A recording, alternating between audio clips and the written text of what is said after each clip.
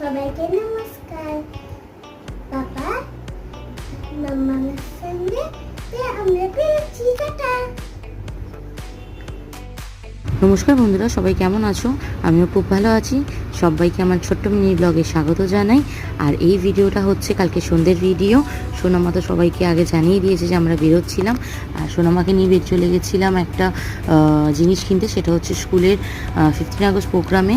তো সোনামায়ের একটা কুর্তি কেনার ছিল, তো সেটাও কিনে নিয়েছিলাম। আর কটা জিনিস কেনা ছিল, সেগুলো কেনাকাটি করে চলে গেছিলাম শ্রীদার্সে।